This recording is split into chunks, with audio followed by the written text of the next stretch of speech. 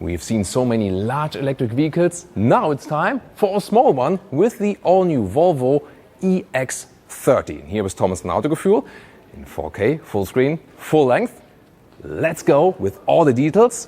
Thor's hammer, LED signature, now in this segmented way. The main headlamp unit above it and below it. Cloud blue is this very light blue color. Very interesting indeed. I think the Volvo logo kind of has a retro styling now.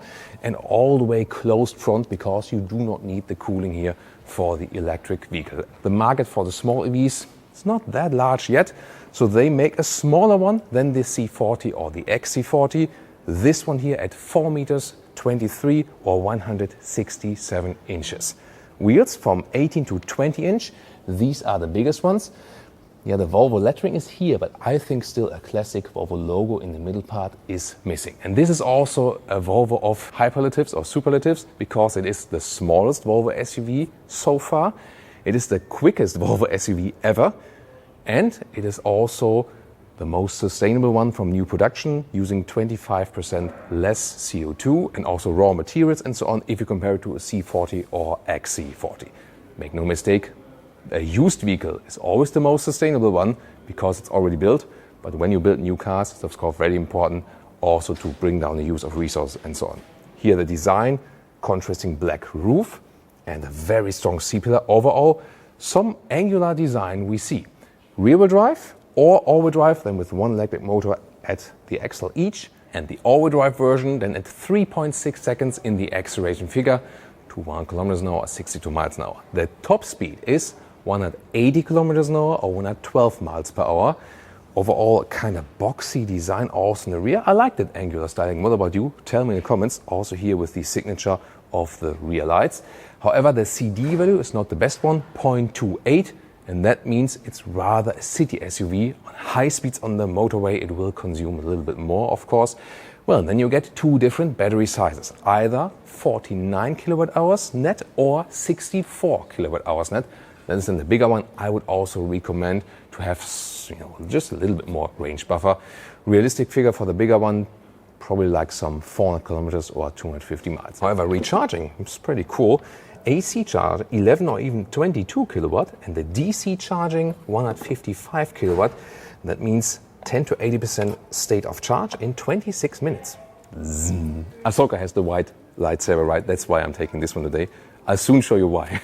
So let's take a look at the possible frunk. Yes, there is one, a small one, and when you fold it up, you have space for a charging cable, and underneath, that's why the light or the lightsaber of Ahsoka, here there's a nice moose pictogram. Not sure if you noticed, but there's one design detail here. If you look from a little distance, it seems that the hood would be like standing out here or is overlapping. But if you come closer, you can see it is actually quite close to the chassis, so that's rather an illusion. And turning indicators here in the front, they replace the daytime running light. That looks pretty cool, doesn't it? And in the rear here, the indicators are pretty small, but still visible enough, I would say. This will be your new Volvo membership card. Yeah, I'm not kidding. This will be the car key, like we know from Tesla, for example, or use your smartphone here with the NFC connection, holding it right there. Then door closing sound. Nice, that's really solid. Inside of the doors, you can see a very minimalistic design here also with the door handle from the inside. That looks quite cool. And you get different decor elements. This is also made from recycling material. Soft touch at the top part and here also for your elbow. And what I like is here that you got the hard plastic, but then you have a structure here so it looks a little bit more premium. And the inside of the door can fit a lot of things, and you see there is no button lever whatsoever, also to reduce the complexity. And if that is too much for the decor for you, there are different decor stylings available. For example, also a recycled denim decor element. Same also accounts here for the dashboard, and the air vents are already here at the side. It's also a very interesting design. Oh, and I like this EX30 badge right there on the inside. Seats also sustainable. For example, these, the Nordico seats. It's a high-grade leather red with a mix of fabric. And once again here also recycling and also using plant-based oils. So that's way to go. Same also counts for the steering wheel. Let's get inside. It's a small SUV. You can adjust it then here in the lower part. So just one button basically here for back and forth of the back part, going back and forth with the lower part. It's actually a very easy and intuitive control. And well, it is small from the outside, but I have quite good comfort here as a tall person with 189 or 602. When I go here to the side, still leaves some headroom, and even more than to this fixed panoramic roof. So you can go for this one or for a completely closed fixed one. And the steering wheel has a manual adjustment right here, up, down, in and out. Well, this is a prototype vehicle, but however, you can see these are not the instruments, and you can have like it's a camera sensor in there, and that it watches you basically, that you get, you know, fatigue or something, and it warns you. But you can see when you adjust the steering wheel, it basically lifts up and down a little bit. Yeah, that's maybe the one weird thing I discovered here. And if you wonder, why is it the case? Well, it moves because it wants to track your eyes. We remember, for example, from Mercedes vehicles, often I set the steering wheel to a position like very low, and then I'm blocking these sensors. However, do I want to be tracked in the vehicle? Me personally, not. What about you? Interior cockpit overview. Once again, very clean here. 12.3-inch screen, vertical styling, then a very present decor element styling, and you can pick different stylings, as I said.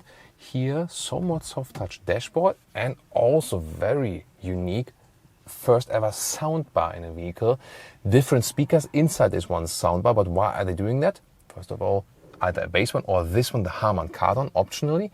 And then you just have it at this very place. And there's no speaker at the inside of the doors, no wires, no cables. Also better sustainability because less material is being used. Very interesting, isn't it? On the steering wheel, you have one button per side, but with different functions. You know, I like to have separate buttons to push. Yeah, that's what I said. But at least you have some haptic feedback here. And for putting in the gears, it's behind the steering wheel here. You just put it up and down for drive and reverse and so on. Infotainment system is Android Automotive based, means a native support of Google Maps. Also, when you put in a destination, it calculates the charging stops and so on. No digital instruments means that here the speed will be displayed in the top part. Yeah, I haven't liked that with the Model Y or Model 3 by Tesla either. Temperature unit is right here. Relatively easy to see everything, but of course everything into that screen. And this will then be the app overview. You will also be able to use Apple CarPlay wireless. When I make it a little bit darker here, join the dark side, then you can better see the small ambient lighting here on the right side. The glove box is actually here, and you open it in the infotainment system. There we go, with a lot of space inside actually. Let's close it. In the lower part, an inductive charging pad. Very lower part, you have it either like this, or you can open it for more space, and then you also have two USB-C chargers. Here, the window levers on the inside, and when you press this one, you can also control the rear window levers. And this is also funny, here the middle console slides open, and you have two cup holders, or one cup holder, or 0 cup holders. And then once again, you have a little bit more open space, or slide it back like this, half, or all the way. Panoramic roof perspective from the rear. Of course, the rear passengers can even better see that. And talking about the rear passengers, you have to remember it's a small SUV, but let's try it out nevertheless. And you can see when the seat is set to my driving position, I cannot fit behind it that well. So for tall adults is critical. You have the same design at the inside of the door, and these very cool door handles. I really like them indeed. And I can slide through because there's no middle tunnel using the EV platform. And when I'm, for example, here behind the co-driver seat or passenger seat, then of course you can adjust it a little bit better. The bench is also quite low. You can see here the angle of my knees. So it's not meant for tall adults for a long journey or so in the rear. Yeah, but I think considering the length is actually okay. Nice the fabric use here as well with the Nordico material. Nordico again is this high-grade leather red. And you also have separate rear window levers, but they are also in the middle console. This lower part here, the storage here, you can also take out from here. For example, use it as a trash, or you know that you can easily empty it. And once again, we have these pictograms of the moose. You know that the kids also have some fun with it. So now, not only holding the white lightsaber, but also the dark saber, because it's time to measure the trunk. Here, there's the button to open it, electric hatch, and We can first take own measurements. Here, the length here, is about 72 centimeters to this notch. It's about 28 inches. You can see it's of course not the biggest one, but it's a city SUV. It's supposed to be small, and underneath you have even more space. For example, you could also fit a charging cable here. If you want to know all measurements, you can also just look here above. Will it fit? And then you can see the full length here as well in 4K. So this is a good idea when you want to go shopping. And I think this is proudly sponsored by IKEA, isn't it?